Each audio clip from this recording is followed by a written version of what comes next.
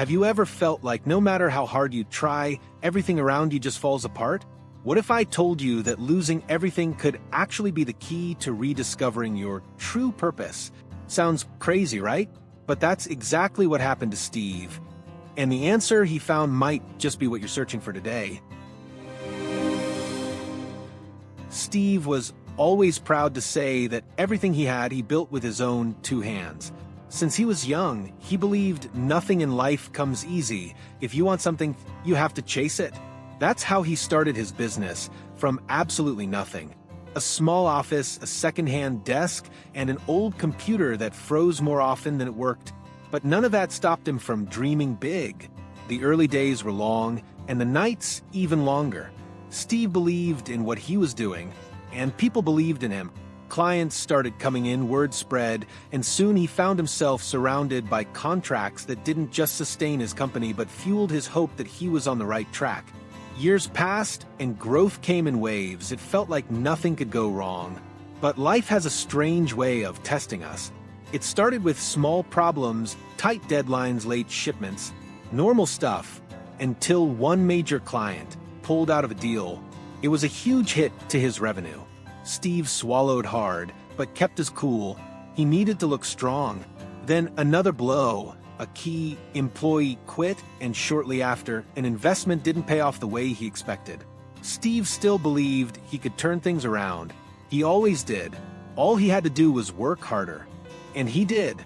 He stayed up late, held countless meetings, and searched for solutions. But the harder he worked, the faster everything slipped away. It felt like trying to hold sand.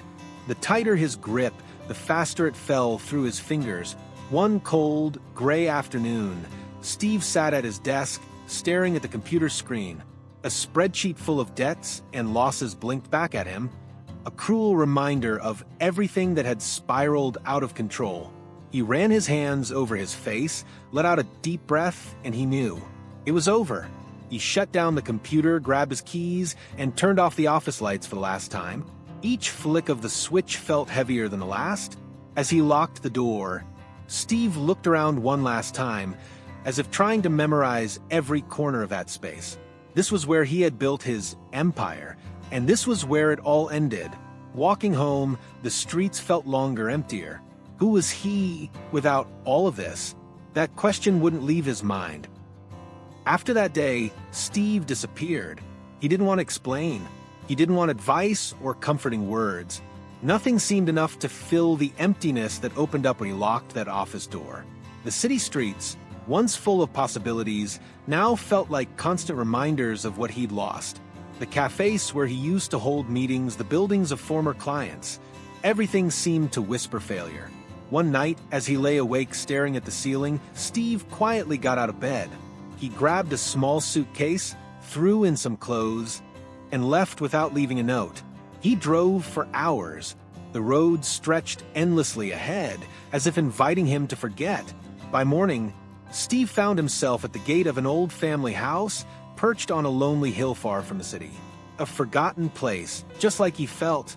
The house, with its weathered wood and dusty windows, felt like the perfect hiding spot. Out here, the world wouldn't find him. At first, there was relief. No ringing phone, no emails, no one asking him for answers. The silence felt like a break he hadn't realized he needed. But as the days turned into weeks, that silence began to shift. It wasn't peaceful anymore. He woke up early, made strong coffee, and spent hours fixing the fence, chopping wood, anything to keep his hands busy.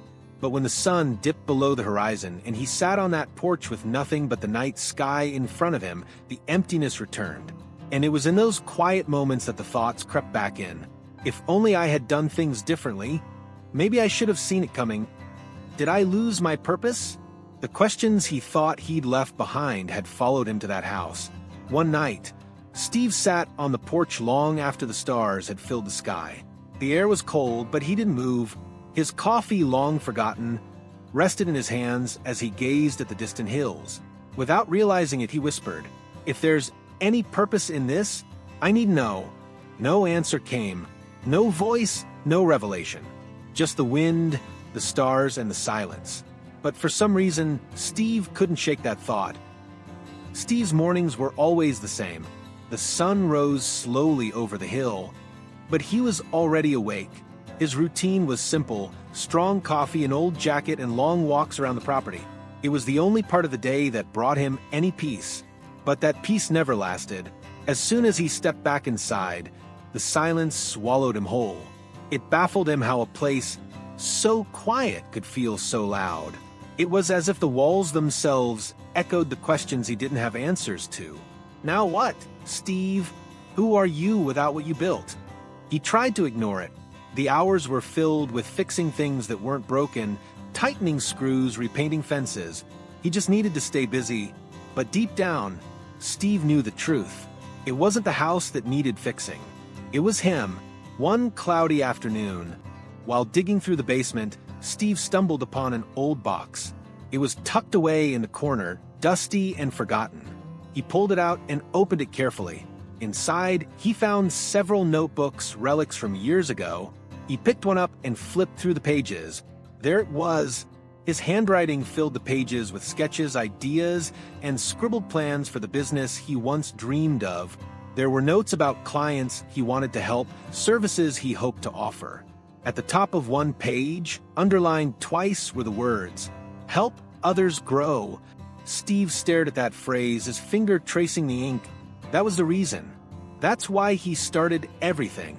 But somewhere along the way, that purpose had been buried under deadlines, profits, and the weight of running a company. Steve shut the notebook and held it against his chest. That fire, the one he thought had burned out, was still there. It was faint, but it hadn't disappeared. Once again, the question echoed in his mind. Why are you here? But now, it didn't feel so heavy. Steve didn't have all the answers, but as he left the basement and stepped back into the light of the house, he felt something shift. That day felt different. Night fell slowly, wrapping the house in darkness. The sky was clear, and the stars stretched endlessly above the hill. It was the kind of night that should have felt peaceful. But Steve couldn't relax. He sat on the porch, his usual spot, with his hands wrapped around a cup of coffee. The steam had long since faded, but he barely noticed. His gaze was fixed on the horizon. Though his mind was elsewhere, the question hadn't left him. Why are you here, Steve? It lingered, circling his thoughts like a shadow that refused to move. He sighed, whispering the question out loud. Why did this happen to me? And that's when he heard it. It wasn't the wind. It wasn't the creak of the porch beneath his chair. It was something else. A voice, soft but unmistakable, whispered inside him. Why are you here, Steve? Steve froze. His eyes widened and he glanced around. No one. The empty trees stood still, and the night stretched on in silence. Why are you here? The voice came again. Closer this time. Slowly, Steve stood up. His heart pounded as he stepped to the edge of the porch, peering into the darkness. But deep down, he already knew. The voice wasn't coming from the woods or the wind. It came from within. Steve closed his eyes, letting out a shaky breath. The words echoed in his mind, pressing into him like a weight he hadn't realized he was carrying. His throat tightened. Before he knew it, tears welled up and quietly streamed down his face. Steve wiped them away, chuckling softly at himself. He didn't even know why he was crying. But it wasn't sadness. It felt like something locked away for years had finally broken free.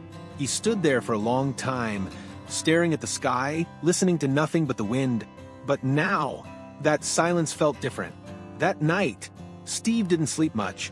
The words stayed with him, repeating like a song stuck in his head. And for the first time in months, the silence didn't feel empty. The next morning, Steve was already awake when the sun rose. He hadn't slept much, but for the first time, that didn't bother him. He sat on the edge of his bed, staring out the window as the first rays of light crept over the trees. His mind felt clearer, but not because the questions had stopped. They were still there, but somehow they didn't feel as heavy. After his usual coffee, Steve stepped outside. The crisp morning air filled his lungs as he wandered around the property. His footsteps eventually led him to the old shed behind the house, the same one he hadn't entered in years. The door groaned as he pushed it open, revealing shelves stacked with forgotten tools and dust-covered boxes. And there, against the far wall, was a wooden workbench. Steve stepped closer, brushing his hand over the surface. Scratches, dents, and faint stains marked the wood, reminders of countless projects he had once worked on. This was where it all started. He remembered the long nights spent sketching plans, the excitement of building something new, and the pride he felt in watching his ideas come to life. That's when his eyes landed on a familiar object, an old, worn-out notebook resting beneath a layer of dust. Steve picked it up carefully, brushing off the cover. As he opened it, the pages were filled with sketches, notes, and phrases he hadn't seen in years. And there, scribbled at the top of one page, were the words, "Help others grow." Steve's chest tightened. He ran his fingers over the faded ink, feeling the weight of those words in a way he hadn't before. This was why he started. It wasn't just about profits, clients, or expansion. It was about making a difference, but somewhere along the way, he had forgotten. The drive to succeed had buried the very reason he began in the first place. Steve closed the notebook and held it against his chest. The purpose he thought was lost had been with him all along. As he stood there in the shed, the question echoed once more in his mind. "Why are you here, Steve?" And this time, the answer felt closer than ever. Steve didn't have all the pieces yet, but now he knew where to start looking. When he left the shed that afternoon, the sun felt warmer, and the world seemed just a little brighter. That evening, Steve sat by the fireplace, watching the flames flicker and dance. The warmth filled the room, but it barely touched the cold knot of doubt sitting in his chest. The old notebook rested on the table beside him, its edges curling slightly from years of wear. The purpose was there. He could see it, feel it, like a faint ember that hadn't burned out completely. But doubt crept in, as it always did. What if I try again and fail? What if I'm just holding on to something that's already gone? Those thoughts whispered louder than the crackling fire. Steve leaned forward, elbows on his knees, and rubbed his face with both hands. The weight of his failures felt too familiar.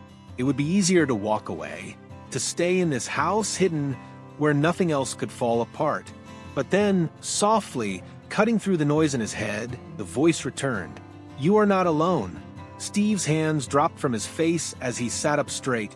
His eyes scanned the room, but there was no one there, only shadows and the faint glow of the fire. Yet he knew. The voice wasn't from the room. It was from within. It was quiet, but undeniable, and for the first time, Steve believed it. Maybe failure wasn't the end of his story. Maybe everything that had happened brought him to this exact moment. Steve let out a slow breath, grabbed the notebook, and opened it to a fresh page. He stared at the empty space for a long time before finally pressing the pen to paper. At the top of the page, he wrote, "Start with what I have." It wasn't much. It wasn't a grand plan, but it was something. Steve closed the notebook and leaned back in his chair, staring at the flames. Maybe rebuilding didn't start with big ideas. Maybe it started with small steps and a little faith. That night, for the first time in months, Steve slept deeply. The next morning, Steve drove down the hill into town. The sun had barely risen, casting long shadows over the empty streets.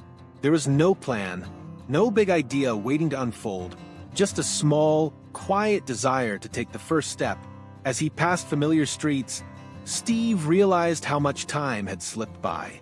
The shops, the old buildings, everything carried on while he stayed still. He stopped in front of a small cafe on the corner of the square.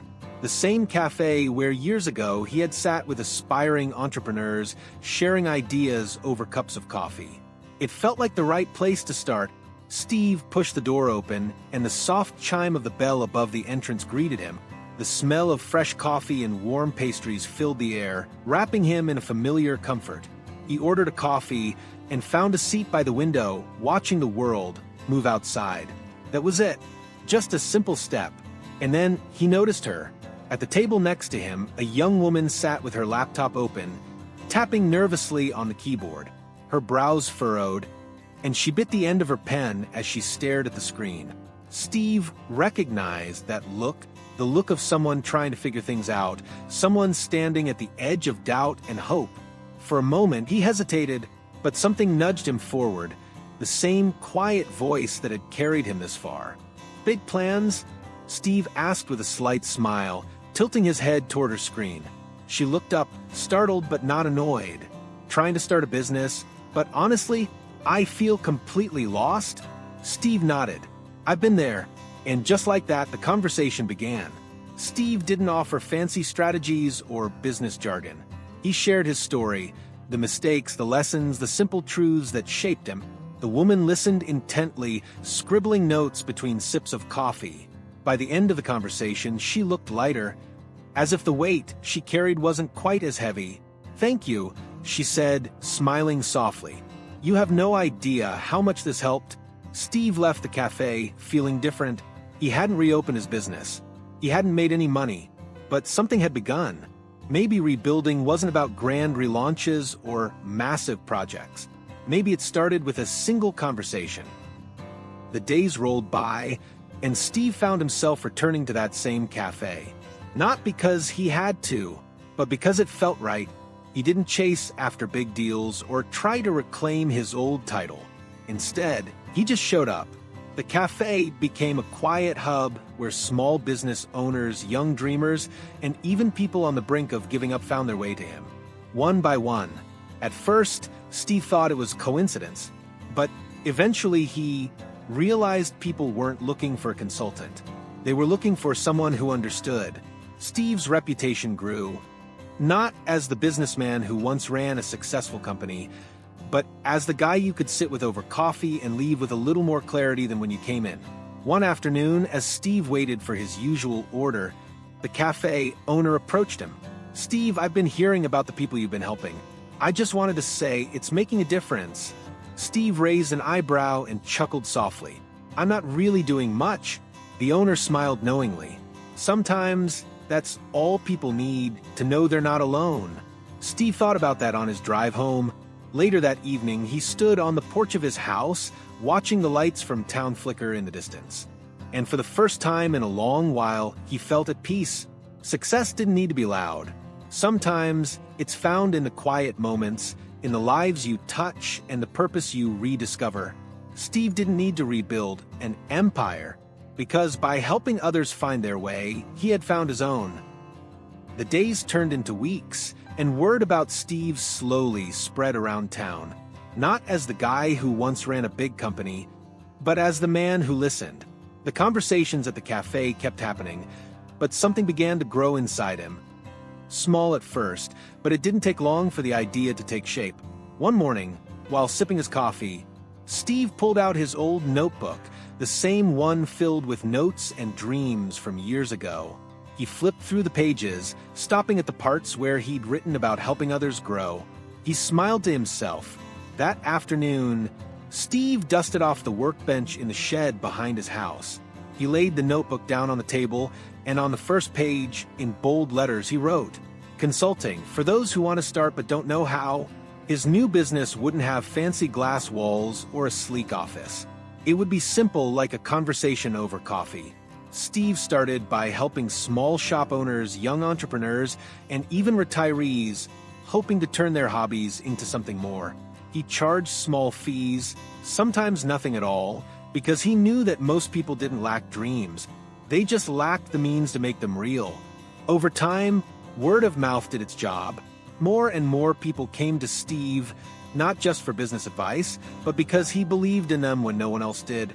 One afternoon, while helping a young woman plan out her sewing business, she smiled and said, "You have no idea how much this is changing my life."